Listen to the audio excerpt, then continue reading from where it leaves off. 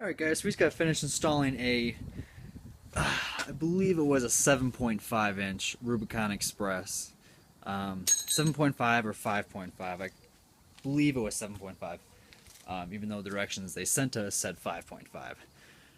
Anyways, so we got that, and then a Rubicon Express, no, a Rugged Ridge SYE, which is a slip yoke eliminator kit.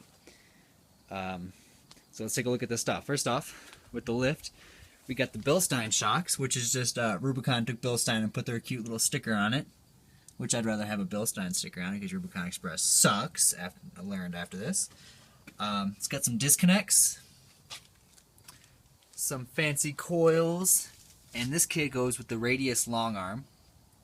If you don't know what that means, you can see here are the two lower control arms, and then the upper control arms are attached to the lower control arm setup.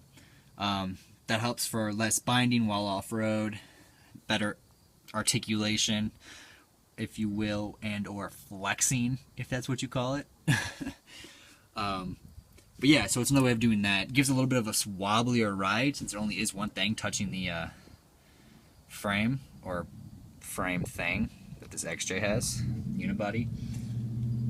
So there's that. It comes with new brake lines, shocks, lower control arms, this nifty new cross member here that goes all the way across. That's where you mount your new lower control arms.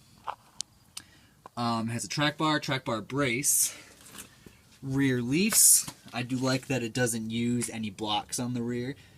It does have quite a few leafs under there though, but you know, it's better than just having a block under it. So it's got new leafs, and then shackles in the rear. They went with like the boomerang setup, which is that angled. New brake line in the rear. You can tell how it comes together at that mount right there. That's the clean one. Right now there's a set of 35s on it. Owner intends to go bigger, but it looked atrocious with the stock wheels on it, so we just put something on there. We haven't centered it yet, as you can tell. Plus the wheels are turned a little bit. We're going to upgrade the steering at some point, but for now we just wanted to put on the suspension. And so it comes with the new upper track bar mount. That's the brace right there. Track bar comes down, stock mount down there. And a drop pitman arm.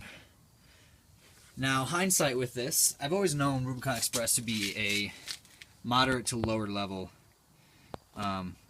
suspension here, and I've never installed their parts, especially on an XJ, and recently did this, and it was atrocious. Worst lift I've ever installed.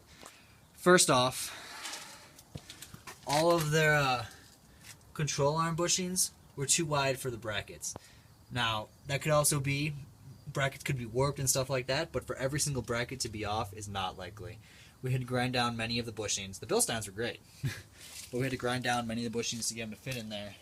Open up brackets, mounts, put them back in. Well, if you know leafs, you know there's a little pin that goes in the center here, and that connects into this perch right here, and it helps kind of hold it and center it. Well, theirs did not fit in the hole remotely, and doesn't require any drilling or anything like that. Still had to cut and drill it.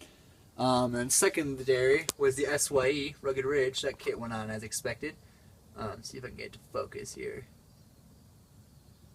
Alright, so if you don't know what that does, you see that there's a yoke right there.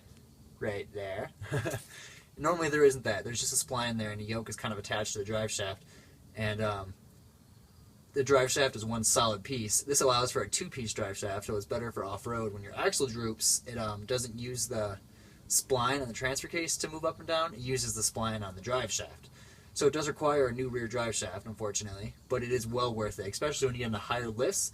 You're going to start getting these driveline angles, which are pretty steep, and it gives a bit of a vibration. So that's it, guys. So we put this lift on. Looks good. Looks better. I mean, it looks, you know, good for a Cherokee. Just kidding. Those square headlights.